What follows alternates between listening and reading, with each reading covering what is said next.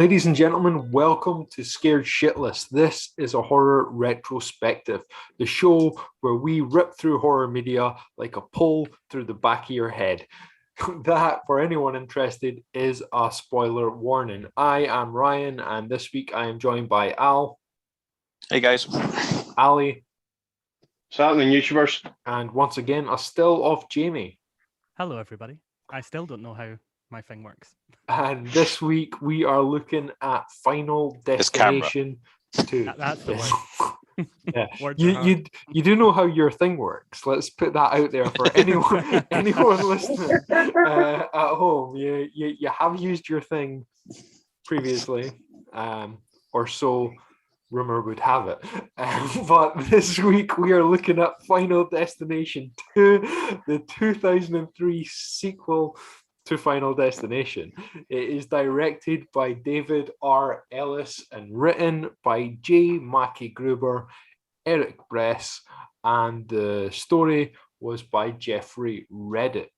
It stars A.J. Cook, Ali Larter, Michael Landis, Jonathan Cherry, Keegan Connor Tracy, Terence Carson, Sarah Carter, and Tony motherfucking Todd. This is the story of Kimberly, who has a premonition which allows her and a group of others to narrowly escape a very large traffic accident.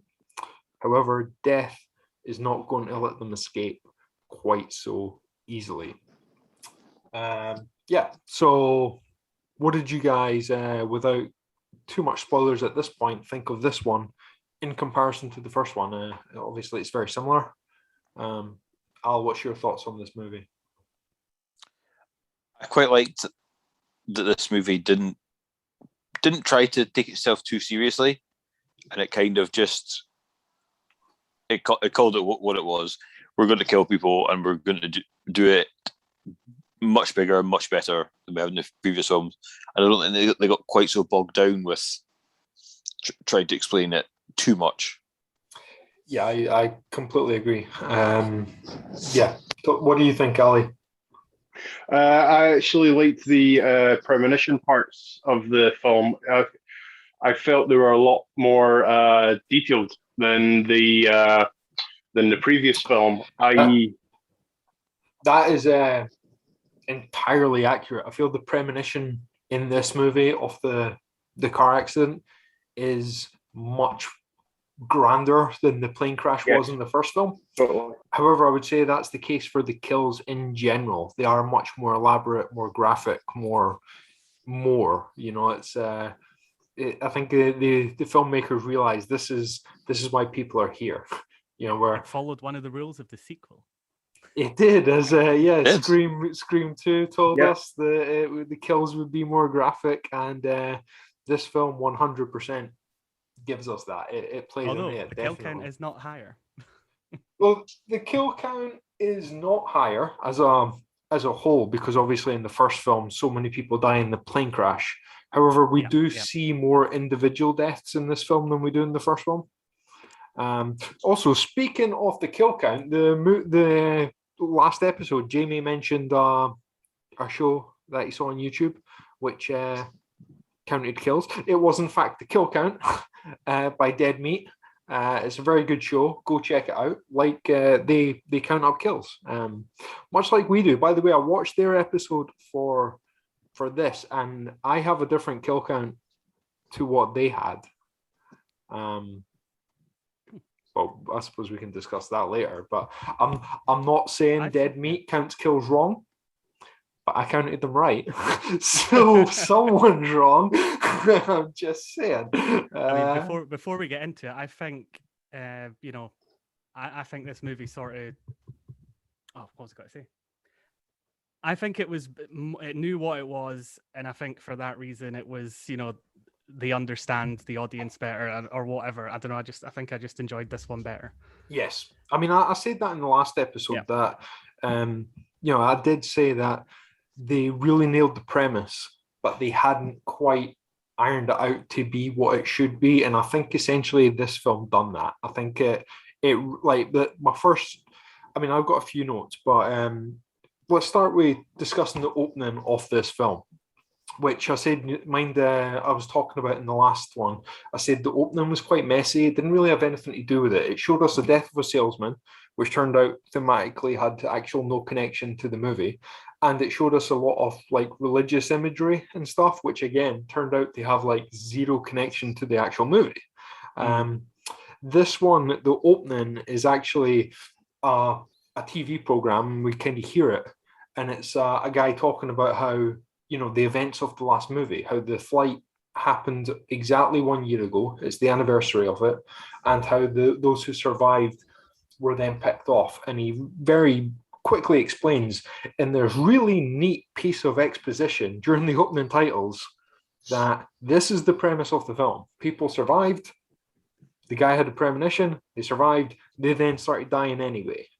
And they summed it up so neatly during the opening credits. I thought was fantastic.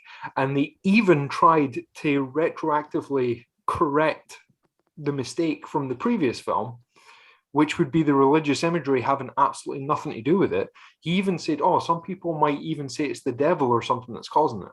He said, I don't believe that. But that would actually kind of, if that was the case, and it kind of explains the imagery from the previous film. And again, the previous film had so many different writers, so many different changes. Perhaps one of the initial plot points that they changed was it was meant to be the devil. Who knows? That also worked quite well because I was watching it with somebody who hadn't seen the first one. Mm-hmm. So it kind of gives you a bit of a recap before you went on. So you essentially don't need to watch the first one. You can go straight into the second, and 100%. there's no need for any assumed knowledge or anything like that. 100% there isn't. They sum it up so nicely during the opening credits. If you were paying attention in the first 2 minutes of the film, you have the premise of this film down. I think they do it so neatly. I think it's a really nice opening. What did you think of the opening, Ali?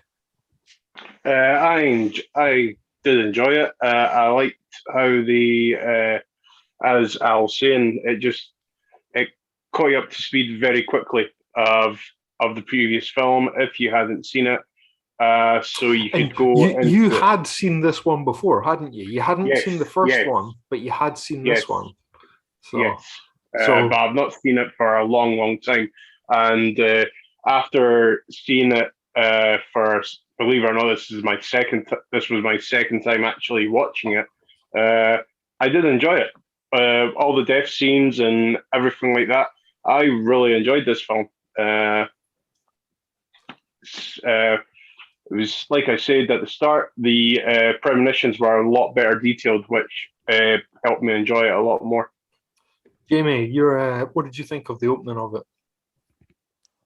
The interview bit, or moving on to the actual premonition itself? Let's start with the interview, and then you can move on to the premonition, should you see fit. Yeah, I mean, having watched it, obviously, we know that in that world that actually happened, but, you know, he just sounds like an absolute kook. But I think Al's right, it absolutely sets it up.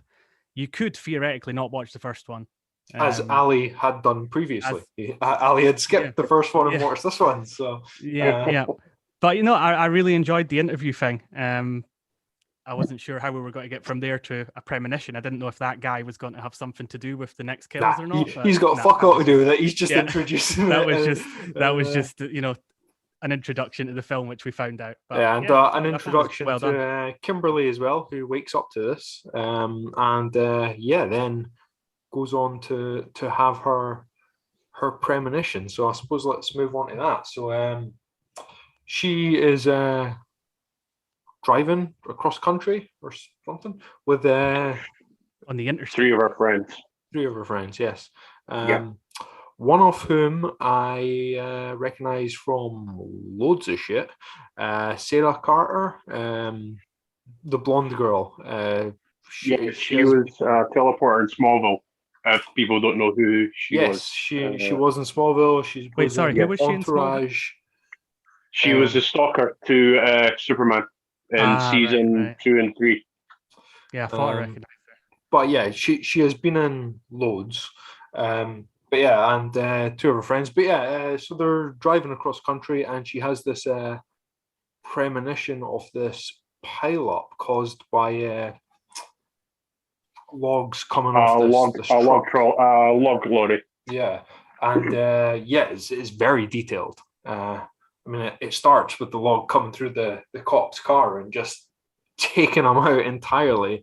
And our dude gets Completely crushed by his obliterating own it. motorbike. Yeah, I mean, there's explosions, there's cars ramming into each other. I've got to say, I absolutely loved this sequence. I thought it was the best part of the entire movie. It was phenomenal. It was I agree. beautifully done. I mean, Yeah.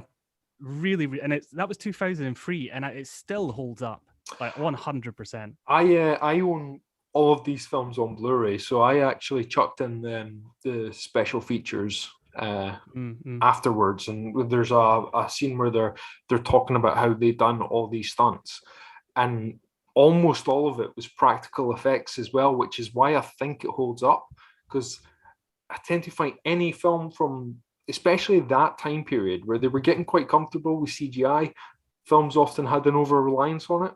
And if you go back and watch it now, it feels very dated. But you can go and watch a film from the 70s with some kick-ass practical effects, like I'm thinking Alien in particular, and that shit holds up. You know what I mean? It's practical effects just hold up in a way CGI and digital effects don't. It's like I was quite impressed. I was just going to say I was quite impressed that I read that they even tried to record the logs falling with real logs, but they just didn't bounce properly for what they were after. But the fact that they actually went to the effort They tried it. Yeah, we're actually going to have logs just falling off a lorry to see if it'll work, and it didn't work, so they had to CGI it. But it shows that, like you're saying, they were obviously quite committed to trying to do as much as possible without CGI. To do as much as they could practically, and it wasn't just the sequence; it was throughout the entirety of the film. I mean, there's some really elaborate deaths, and they went out of their way to make them as practical as they possibly could, and they only resorted to CGI to either touch up what they already had, or to literally do things that they were entirely unable to find a practical way for. Which I think is fantastic, and I think it really adds to this whole film holding up in the way it looks. So, what were you going to say, Jamie? Oh, I was just going to mention, like, you know, the car and the multiple flipping, you know, bit. I just love watching that kind of thing. It just looked absolutely amazing. Yeah. You know, when it just started barrel rolling, amazing stunt people. You know, I mean, obviously it wasn't in the car when it was rolling, but well, maybe it might have been. I have no idea. But I mean, the driving before that. The stunt people will have been often. They often have a stunt person in it, or depending how it's done, sometimes they'll swap them out for a dummy, and they'll maybe CGI like an actor's face onto like a green dummy. But every part of it was just spectacular. And as I say, I think I think it's still brilliant today. And as you say, it's the practical effects. But I think it's the director had a lot to do with that, right? He was some kind of they spoke. The director used to had done a lot of previous stunt work and things like that because they were assistant director. So they were used to directing sequences that didn't necessarily involve, too much acting. So the director had done a lot of stunt, like specifically directed a lot of stunt sequences previously, which I think pays off for this entire movie. And obviously, since we've seen the first one, we know that this is just a premonition. So we're just like, right, what order did they die in? You are paying attention to that, yeah. But anyway, so this incredible premonition sequence happens. Kimberly freaks out, obviously, because she's just seen this horrendous thing happen, and she pulls the car over to try and block off the ramp to save as many people as she can. And then, of course, the crash happens, and her car with her friends in it gets sideswiped, and they die as well. So that is 18 deaths up until straight away. We've got 18 deaths with the car accident and her 3 friends. Nothing too. I mean, her friends getting swiped, nothing too impressive. And what we actually see of the accident, again, we don't see isn't too impressive. But to be fair, with how impressed we were with the premonition, they're not going to show us that much detail twice, but it's still pretty cool. You essentially get what is the accident just without them Yes. in it. Yeah. So, I mean, speaking of the deaths, let's then work our way through it. So next we have the character Evan, who was a 15-year-old boy who is at the dentist, and the whole time I am just terrified that a drill's going to go through his mouth or something like that. I've seen this movie so many times, but I've not seen it in a long time. And sequences like that, like something getting drilled into your teeth, it does just make you uncomfortable, doesn't it? I think they built the suspense up because you're just like, what is going to happen here? Yeah. And then it looks like he's going to die in the most ridiculous way, choking on a rubber fish at one point. Yeah. But anyway, he ends up outside. And when he sees the characters he knows, he runs towards them, scaring the pigeons.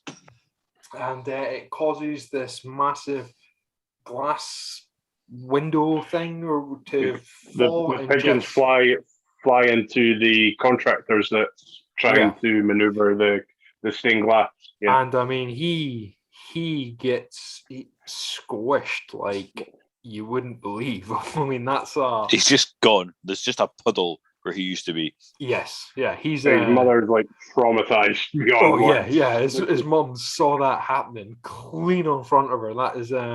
That's pretty brutal. Again, this is so well done.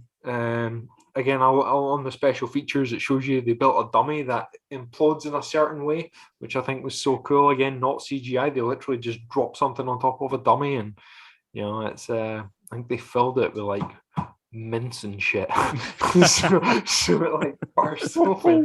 But by the way, I want to give a shout out to the special effects guys and stuff who do horror movies in general. How cool a job is that? And I think it's a cool job. Oh no, I've entirely skipped someone. I said that was Evan. That was Tim's death. I completely skipped Evan. His my death bad, was, guys. My bad. Evan dies first. Evan's the lottery winner. Who is? Although they said on the news, was it like 250,000? I was like, yeah, that's a lot of money, but it's in dollars, so it's only 120, like 180,000 pounds. It's not like he won the Euro Million, but he's still getting all these calls from like people is like, oh, let's hang out.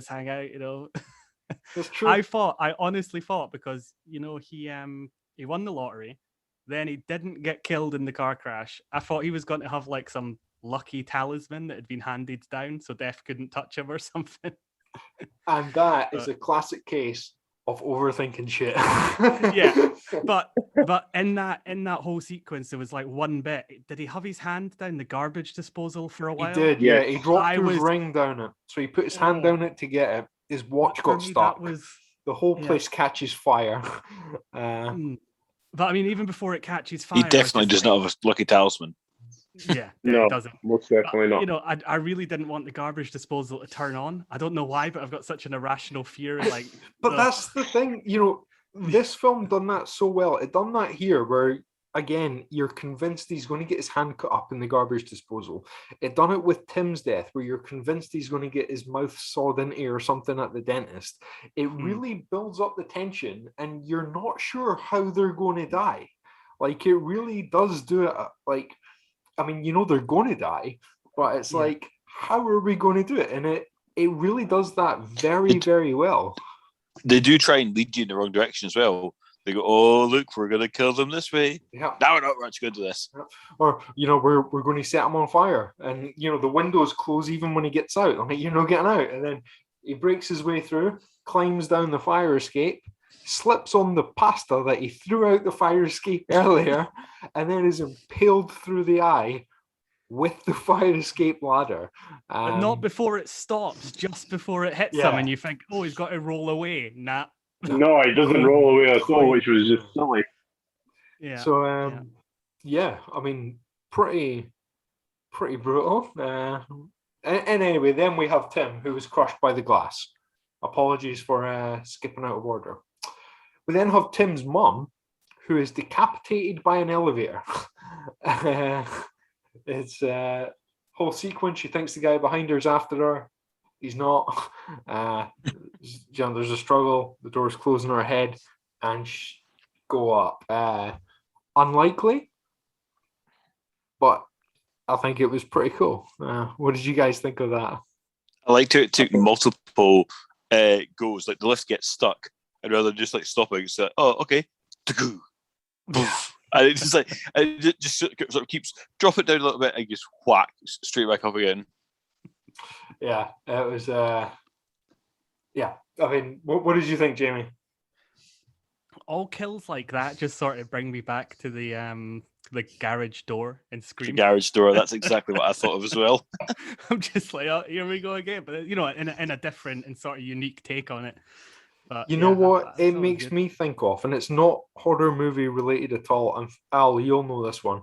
It is Mallrats, where he's been like, one child dies every year because they were not taught to fear and respect that escalator. Anyway, that's just me. Too many Kevin Smith movies is clearly a problem there. So next we have Kat, the businesswoman who is killed. There's a car crash. Pole goes through the car. None of them die, surprisingly,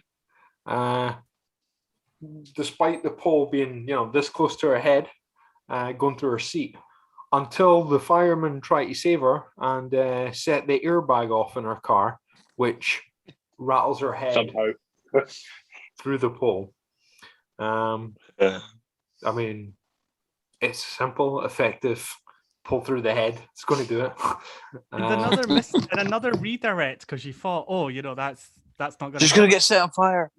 Something's got to happen. The car's going to explode or what? But nope, just that was the pull all along. But then there was an explosion, which sent some barbed wire flying through the air, which cuts Rory into pieces, and he literally. I love that effect. That was my favorite effect of the whole. That was my favorite death out of the whole film. Was just the slicing that he got from the barbed wire. That was cool. Okay, I mean that's fair. We've seen that stuff like that happens in quite a lot of horror movies. Someone gets cut into pieces. I think they done it particularly well in this one, I've got to say. Definitely, 100%. And it did come out of nowhere. I didn't quite expect him to die directly after Kat had died. Often they give you a wee bit of time between character deaths. They were like, nah, we're not going to do that. Nope. And then next they gave us a twofer with Eugene and Clear. Clear returning from the first movie, both dying in an explosion. And one thing I did like about this death is you actually see one of the burnt corpses like flying towards the screen in the explosion. I mean, it's only on screen for a second, but you've literally got a burnt corpse flying clean at you.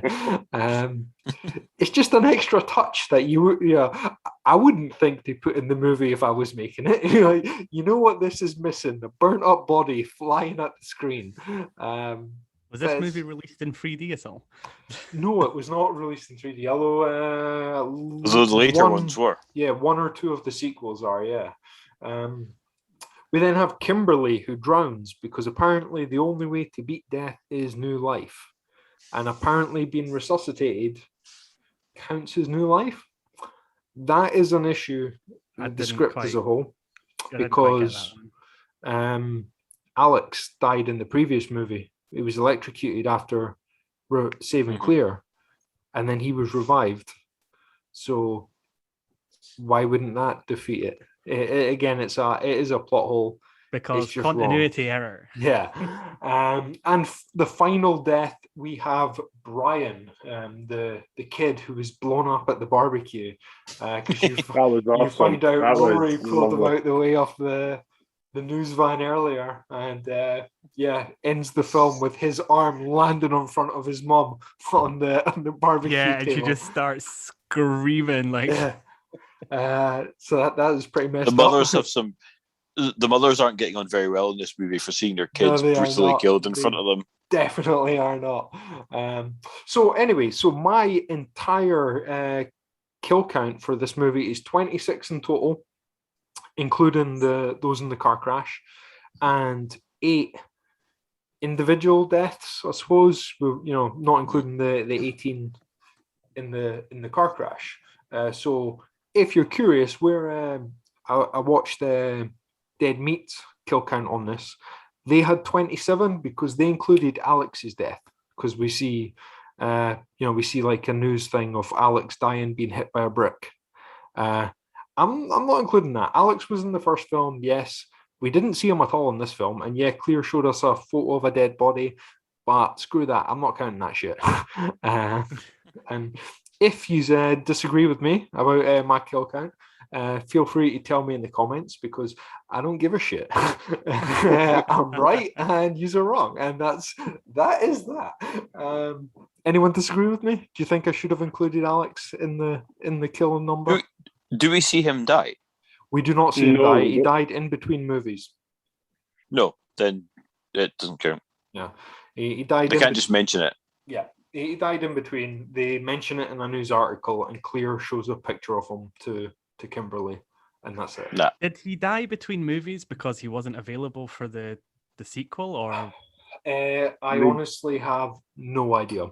I don't know if he wasn't available. I don't know if he just decided not to do it. I have no idea. Yeah, she should have left that padded room. She should have stayed in the padded room the whole time. Okay. Okay. The padded room. I made a list of positives about this movie, things that I wanted to mention in general. So the first one I put, which Al, you said earlier, is I think it's a more streamlined version of the first film. In general, in fact, all the positives I've put are something to do with that. So better premonition, better kills. There's less side stories slowing it down, such as the FBI storyline from the first one, and the somewhat weirder character interactions. And I do like how they tied the events of this film into the previous one as well. Like, it turns out everyone in this film would already be dead had all the people from the first film actually died on the flight when they were supposed to, because they all, for some reason or another, missed death due to these characters not being dead. I thought that was a nice that scene when they were all in the car driving and telling the stories was pretty good. Yeah. Yeah, it was. Negatives, I've put the characters are worse than the first film. I think the first film had more realistic and just generally believable, maybe even likable characters. In this one, they weren't necessarily bad, but I don't think they were as good. And I don't think the acting was as strong. Yeah, that too. And I've got to say, that will continue throughout the series. The acting will get weaker and the characters will get worse. But the kills, it just means we better. don't care as much when they die. Yeah. As long as they continue to keep churning out kills like this, I don't care. Yeah. And again, like I say, in general, I think this film is more streamlined. I think it knows what it was going for, and I think it done a good job doing it. So, okay, Ali, you've already said your favorite kill of the movie was Rory being cut into pieces by the barbed wire. Jamie, what was yours? My favorite was the guy that won the lottery. Like, I thought he was, going to survive, but just the amount of times he could have died and he kept getting away, And I like the final bit, it just goes right into his eye. It's like boom. I thought the effect was quite cool as well. It was a cool effect. Al, what was your favorite kill of the movie? It was a bit of a hard run thing between two. I really liked the kill where the airbag goes off and impales her. But no, it's the explosion at the end. Just because I think it was kind of you'd almost kind of relax back into your seat and we're like, it's over. They're all just chilling out. This is the wee wrap up with the old chat at the table, and then just kind of out of nowhere, just they mention you get a fraction of a second where they mention that he's been saved, and you just go, shit, and then in the Boom. background he just explodes. I mean, the And it just made me giggle. Yeah. It made me laugh, I did and that's the only reason. That's fair. And I mean, the arm landing in front of his mum was just brutal. That was just the icing on the cake. Yeah. I mean, they're all good choices. I think it's a really hard one because I think all the kills were genuinely so good. I genuinely do. I think they were all very good. I might actually go with Tim, who was crushed by the glass. Good call. But I think that I just think it looks so cool. I think it happened really well. But I'm also tempted for Brian for the same reason you said, Al, that you actually think, oh, they've beat death. And then it turns no, they haven't. It's just that wee moment of security that you feel here, and it's the end of the film, and they're just wrapping up now, and it's all fine, and everybody's happy, and they've beat death. Oh no, not. They definitely had not. Yeah. So okay, well, pardon me, that's Guinness for you. Ali, how many stabs would you give this movie? I'll give it 3. It's a good time. You unfortunately don't really connect with the characters as best as what you did with the first one, but yeah, I could sit and watch it again. So 3 stabs from me. Jamie, how many stabs would you give this movie? I'm giving this 4 stabs because it knows what it is, and there's enough storyline to keep it together, but they focused on the kills, and they've done them really, really well. And especially, because of that opening sequence, which was just amazing. So I think it deserves its 4 stabs. Okay, Al. I agree with Jamie. I think because it knows what it is, and it's just like, you don't watch this film for the acting, you don't watch it for character development. You watch this film because you just want pure gory entertainment for an hour and 40 minutes or whatever it is, and that's exactly what it is. There isn't the big dead moments, excuse the pun, where they're dragging on in this absolute, just going off on a tangent, and it's got really nothing to do with it. It's pretty much kill, and now we're leading up to the next one, and kill, and now we're leading up to the next one. And yeah, I really enjoyed it, and like Jamie said, the opening sequence is brilliant. I completely agree with you and Jamie. I give it 4 stabs as well. I think I gave the first one 3 for introducing such a good premise, and I think this one essentially perfected that premise. It really trimmed the fat.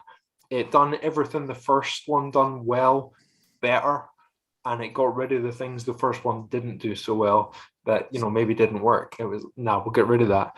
It didn't take itself as seriously as the first one did, and it really focused on what we wanted to see.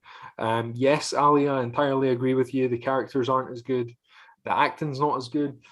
But if I want to see good characters or good acting, I'm not going to put on Final Destination. No. Put on something with Leonardo DiCaprio in it. So, I was going to say put an alien. You get better character connection. well, either way, I think 4 stabs. I think this film absolutely earned the. And we 4 can now stabs. weigh in on the debate they were having in, was it Scream 2? About which sequels are better than the originals. Yes, Are better but you than got to the remember, originals, so- the Final Destination films weren't around when they were having that debate. That's in Scream 2. exactly what I was going to say. But we have, well, for me, I've got an answer now. This is definitely better. For me, this was better than the original. And we will find out next week whether you think Final Destination 3 was better than the original, because that is, of course, the movie we will be covering. And in the meantime, if you want some more content from Jamie, where he potentially talks about death, as there is a death character in Harry Potter, you can head over to his channel, Potter Nerd. There is a death character in Harry Potter, right? He gives the three wizards the stuff. There The is, stuff. but whether or not they were actually deaf, whether or not it was actually deaf, it was told through a fairy tale. So, but yeah, there was definitely a character. And if you want some wrestling, science fiction, or comic book content from Ali, you can head over to his channel, Aldo SJ McLaren. Link will be in the description. For more from Al and myself, click one of the other videos we have available, or go to the channel, click subscribe, all that jazz. We have other videos. And they're good. They are good. Yeah, not to toot our own magical horns or whatever, or get Jamie used to playing with himself again or whatever we were saying earlier. What the fuck is going on right now? But thanks for joining us. Click like, click subscribe, comment, and we will, as always, be back for one last scare.